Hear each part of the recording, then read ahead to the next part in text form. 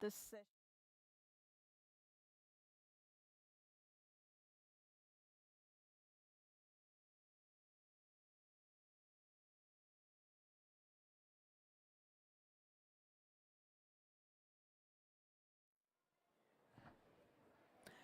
Okay, so welcome very much to this session in the Research and Innovation Days. It's called Towards a European Research Area Free from Gender-Based Violence in Research and Innovation. And my name is Irene Norstedt, and I'm the director in the People Directorate in DG Research and Innovation, and I am delighted to be your host for this session. So this year we are celebrating 40 years of the EU framework programs for research and innovation, but it's only 25 years ago, in 1999, that the Commission's first communication on women and science, I should say, it's a bit noisy, Women and Science was published, and that EU support for gender equality in research and innovation really started.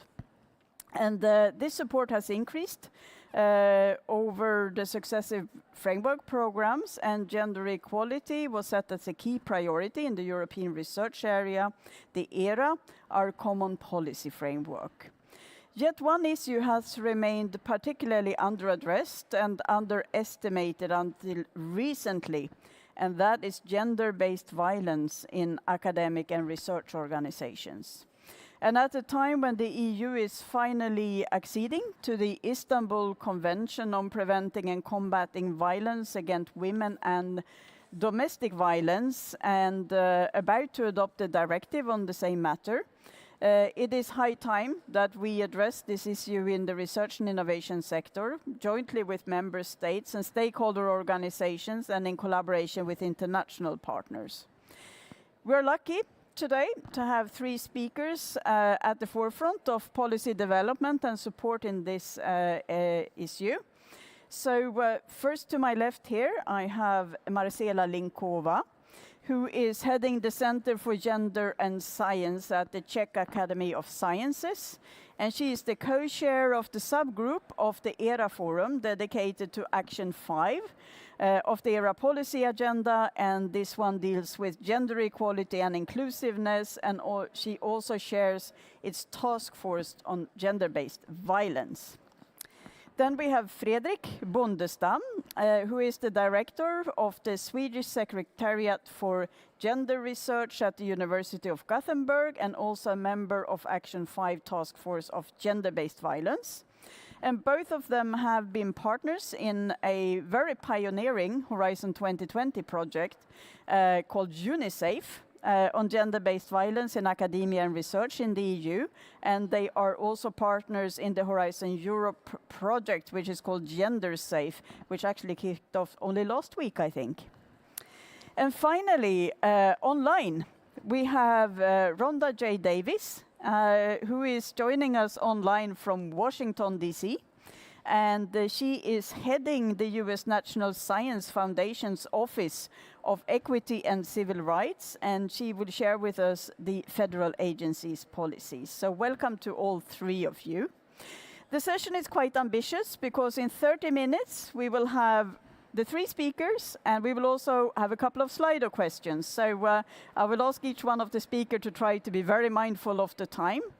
And also, you in the audience, please get ready for the Slido questions. Barcode will come up, you will get options, and you should choose option 2, I have been told, when they come up.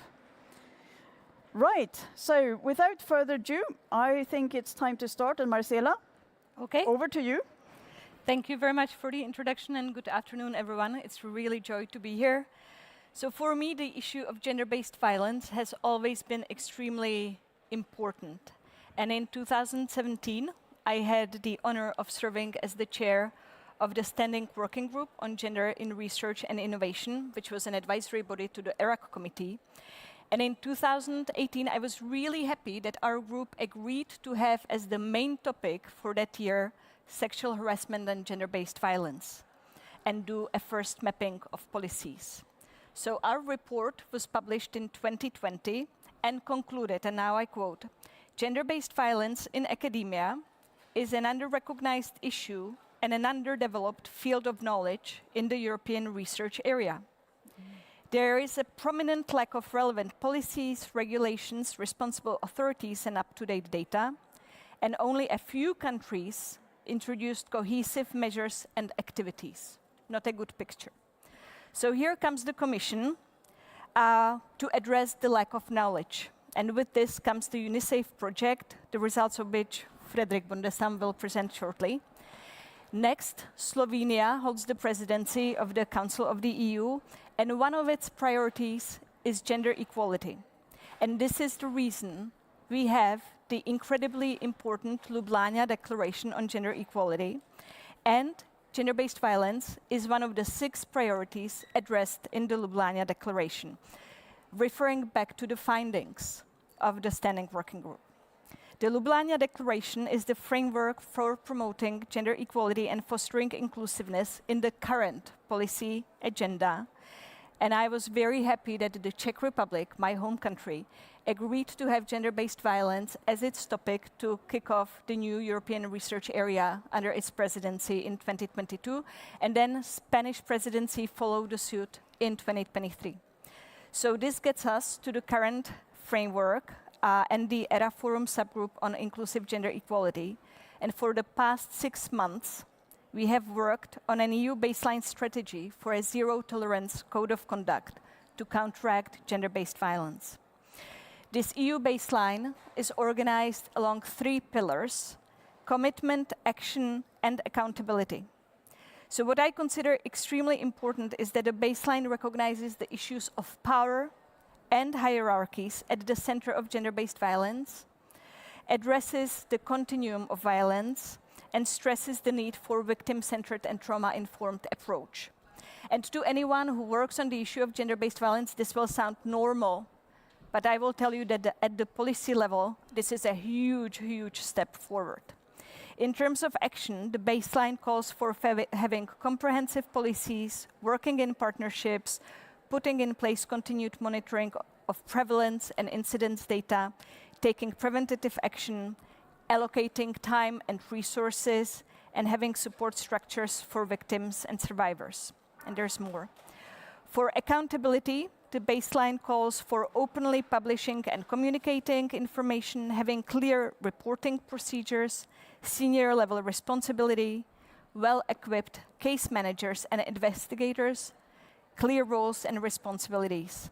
And very importantly, having inter and intra-institutional accountability to prevent serial misconduct so that people don't go from one place to another mistreating people. So this is where we are now, and it shows that we can do really a lot in 5 years. For me, this brief history underscores few things, important things. First, the really great importance of having a policy platform that brings together representatives of the Commission and member states, where we can coordinate and advance. And I think that it's imperative now to identify and address the needs of victims and survivors and bystanders that remain unaddressed. Our concern must be with their well-being and sense of justice. The second is the importance of gender and feminist studies, because our study relied immensely on a resource provided by Sweden, and that was the expertise of the Swedish Secretariat for Gender Research under the leadership of Fredrik. And now we also rely on Unisafe. And this underscores the huge importance of funding for gender and feminist studies at the EU and national levels. And I can't stress enough the importance of the fact that Horizon Europe is tasked with funding social sciences and humanities in Cluster 2, and gender and feminist studies must be part of this. And we need a lot more than what is happening now. And the third lesson is strong and responsible leadership on the part of both the Commission and Member States, seeing the evidence and acting on it even if the topic may be difficult. And we will need a lot more of that right now as well. Thank you so much, Marcela, for those words and for setting so clearly the ERA policy scene for us. So now, guys, it's your turn. Please go to Slido. You will have 2 questions, and you should answer yes or no to the two questions. And the first question is, are you aware of gender-based violence situation having occurred or occurring at your institution? And I have to say that it looks quite scarily yes. Okay, and the second one is, are you aware of policies against gender-based violence being in place at your institution? And not so much. So, Fredrik, what do you say about these answers? Do they align with research that you have conducted? I'm just looking at the answers, and I think it's quite interesting that we often have this kind of mixed picture in the ERA landscape, that we have both countries and institutions which have come quite far in developing policies and knowledge on gender-based violence, and then yet we have other countries who are actually starting up their work. So we have huge differences in the ERA framework. I just want to start out by saying thanks, Marcella, for the policy framework that you put bluntly forward, that we are moving forward this way. I think the code of conduct will be, in retrospect, will be a landmark shift in policy engagement in these issues. It's such an important development, but I also want to stress the Unisafe project was really a bold and strong commitment by the Commission financing the Unisafe project. It has just ended, and we have produced significant knowledge on gender-based violence we haven't had before in terms of what we now know about the European research area and gender-based violence. A large survey was performed. We actually got more than 40,000 respondents from 15 different member states and more than 40 RPOs, telling us about their own experiences of different forms of violence in their institutions. And the main results are, and I guess some of you have seen it, 2 out of 3 respondents to the Unisafe survey have experienced some form of gender-based violence. Now, these figures are high, but we have other studies from national context in the EU, for example from Sweden, but also from Ireland, and now yesterday also from Denmark, showing not the amount of abuse and violations, but almost for different categories. So we are getting studies from national context actually showing that the Unisafe results are true. And this means that we have a situation where gender-based violence is not something happening randomly in some institutions in some countries. This is something experienced by a vast majority of those being in our institutions in ERA today. And I think this is putting the agenda forward on the ERA level in a new way. Further, what is obvious from the Unisafe project is that we have looked into the consequences of gender-based violence, and it shows clearly that the consequences there are too many to list even. You have mental and physical effects of gender-based violence. You have dropouts from study and research. You have also increased alcohol abuse, and we can also look into other research reviews showing that the consequences for the work and study environment in itself is really immense. And this has not been recognized fully, I think, neither in policy development or by ERA institutions. So these are some of the things put forward by the Unisafe project. And if you haven't visited the webpage, you should. It's unisafe.gbv.eu. And if you do, you will find the 7 P's framework for combating and ending gender-based violence. This is something developed within the project where we target specific methods, strategies and actions to be performed by institutions, looking into policy development, how to collect data on prevalence, but also providing services and support to victims, and several other steps taken. I think this is really a strong resource that we now have in the ERA community that we can use. Further on, a new project has started, as you were saying, and it's the Gender-Safe project, and it will be immense. It will be so important because we will work a lot with training, awareness raising. We will push for an understanding of gender-based violence in line with the code of conduct. And this will also be important for ERA institutions to take part in these developments because we need training, awareness, and a lot of more of these policy developments. Finally, I just want to do, a personal reflection on gender-based violence. As I started out my journey on combating gender-based violence, sexual harassment in the Swedish context in 1995. I've been in this field for 30 years, and I've seen the representation of female professors growing in all countries during this period. I've seen the career paths really change for the better. I've also seen women entering STEM subjects and STEM areas to a large degree. I've seen so much, examples of progress in terms of gender equality, the implementation of gender mainstreaming in research, the gender dimension in research, and so forth. But we have not seen progress in terms of combating, ending gender-based violence. The Swedish study that I mentioned, the national study, showed that more than half of female PhD students have experienced some form of sexual harassment. Although we've been working for 30 years with policies and training and education, we have just started up our processes ending gender-based violence. We're just at the beginning phase of realizing the vast amount of abuse and violations ongoing. So please, we need to keep up the work. Thank you, Fredrik. And indeed, I think the figures that has been presented is quite shocking. I think we all were stunned when we saw that. And so we hope very much that the strategy that you have proposed from the ERA subgroup and the activities that also are now foreseen under the Unisafe, that we really can progress on this issue, because it is much overdue.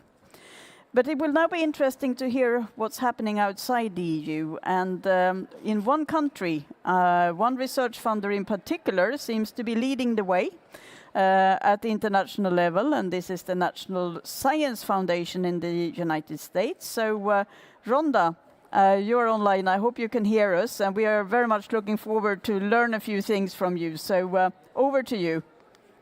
Thank you very much, and greetings from the National Science Foundation. And first, thank you for what you're doing in this era for gender equality. It is so important that this is a worldwide effort that we tackle. So thank you. Thank you for inviting us and giving us the opportunity. Just like Marcella said back in 2017, we started this initiative. It was the height of the Me Too and Science Too movement.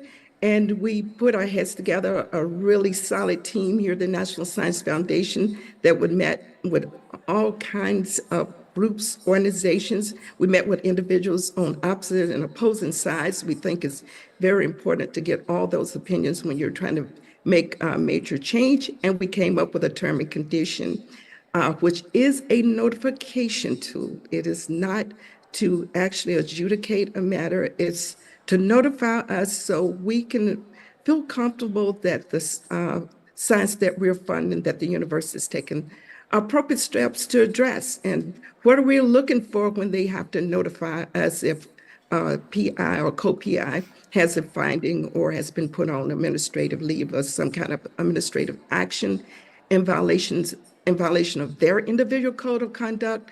We want to know is about the safety and security of the personnel, the over impact to the NSF funded science, and can the continued advancement of the taxpayers' investment take place, and what actions they are taking place to address the matter, to feel comfortable that we're still funding our science in a safe environment for all. And we expect everybody who's working on a grant that we fund to adhere to this. The notification is just required on the PI and co-PI. So since that time, I'd like to share some general impact of our term and condition went into effect in 2018. We think it's been like a domino effect. Other federal agencies here in the U.S. now have terms and conditions around harassment. Congress recently legislated that federal science-making agencies must have terms and conditions to address harassment. And funded universities, the offices of sponsored research, the general counsel's office, the offices that handle the complaints, the Title IX, a diversity office, they are now communicating with each other on the campuses where they were not in the past. We've had Title IX program managers to say, I worked here for 20 years, never met a GC, never met anyone in Office of Sponsored Research. But now they're talking and operating in more of a holistic way to try to address these matters on their campus. And we think those are domino effects of our term and condition going in place.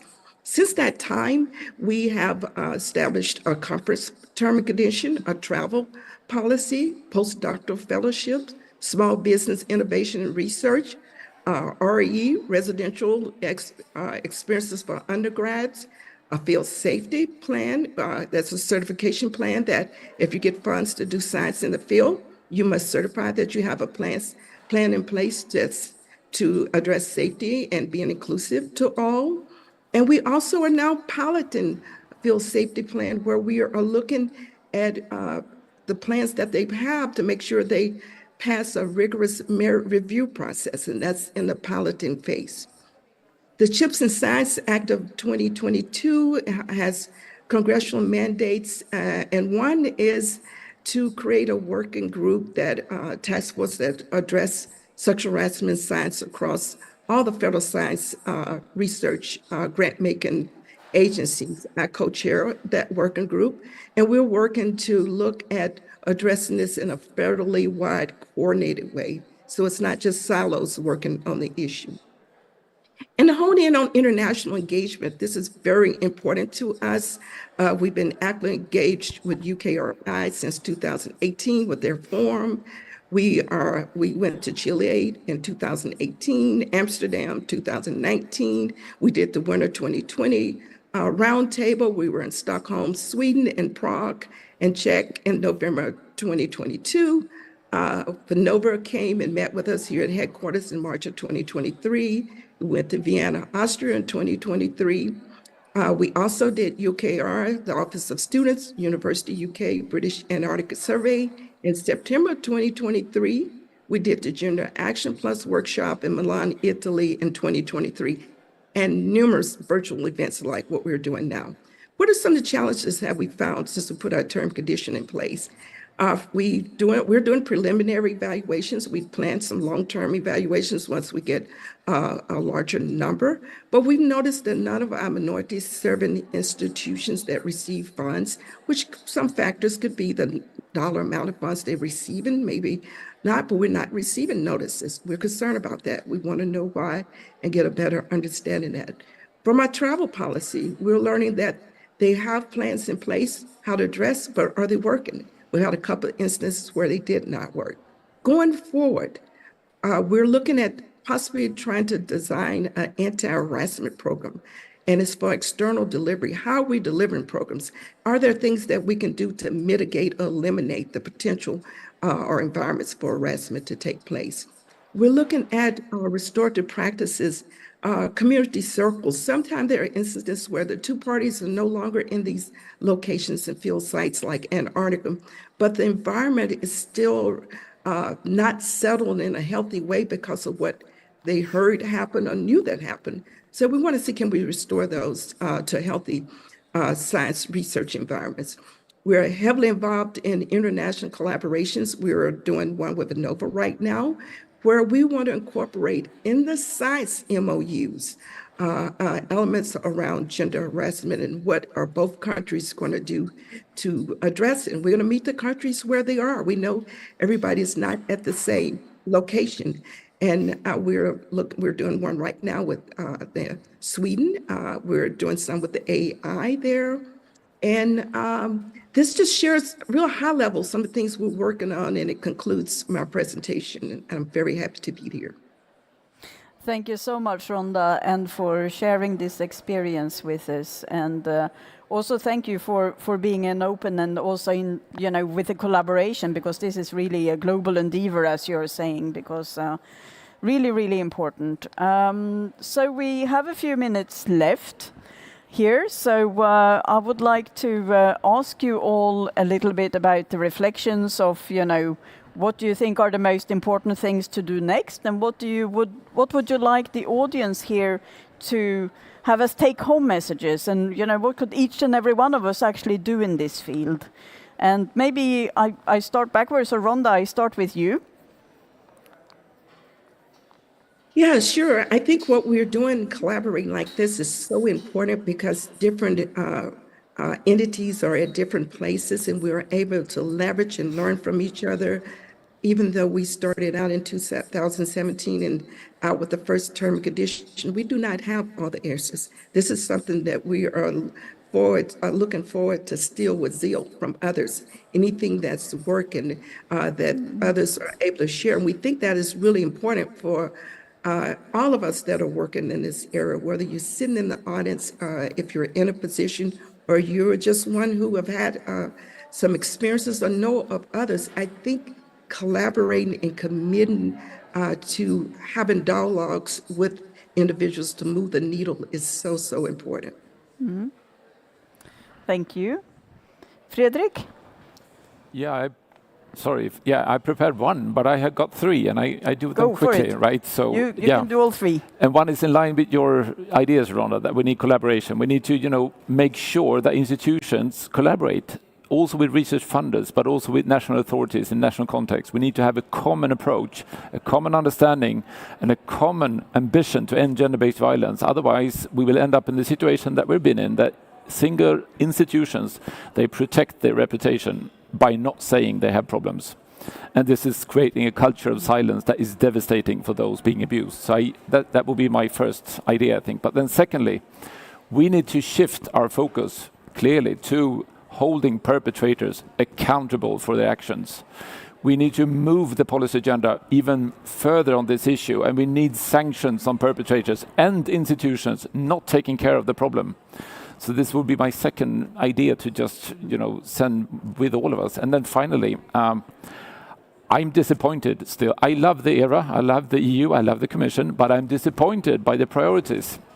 We need to make it a stronger priority with gender-based violence, ending it, because it's impeding constantly on the quality in research and education, because the terms for doing research is undermined by all this violence ongoing. So a lot of female researchers are not able to be safe to do their research, and this is impeding on the quality on everything we do in the European community. So please prioritize ending gender-based violence. Thank you, Fredrik. Marcela? So I wholeheartedly support what Rhonda and Fredrik said, and I will add, we must not stop now. We always have one policy cycle. We try something in one framework program, and then it gets simplified, and we are on to something else. No, we need to keep what we have now in Horizon Europe, and we need to reinforce that for the next framework program. This means gender-based violence must become an obligatory point for gender equality plans. It does not make sense to have a JEP if you don't address the underlying issue, which is the issue of power, hierarchy, and violence. You just can't. So we really need to enforce that and go forward with making gender-based violence an obligation. Because you can't work towards institutional change if you don't address microaggressions, denigrations, violations, and violence and rape. These things happen, Unisafe has shown it, and we really need, as Fredrik is saying, hold not only the perpetrators accountable, we need to hold the institutions and institutional leadership accountable. They are responsible for creating safe environments.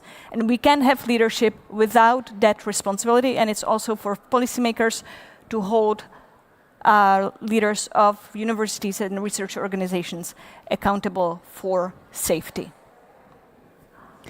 Thank you. Thank you to all three of you. And I hope that we will have a similar sessions a few years down the line, and that we will have different results than what we saw today, because it's a really important area. And we still have a long way ahead of us before we can put an end to the gender-based violence in the research systems. And but we need to make sure that all the actors are on board. So I would advise all of you to have a look at the results of the Unisafe projects, to look at the strategy, familiarize yourself with the issues which are described, and also take that forward with you to your home institutions. And we are taking this issue very seriously, as you understand, on the Commission side, and we will continue to work together and try to shape a safer, more gender equal and inclusive European research and innovation landscape. And with that, I would like to say thank you and a big applause to our 3 participants here.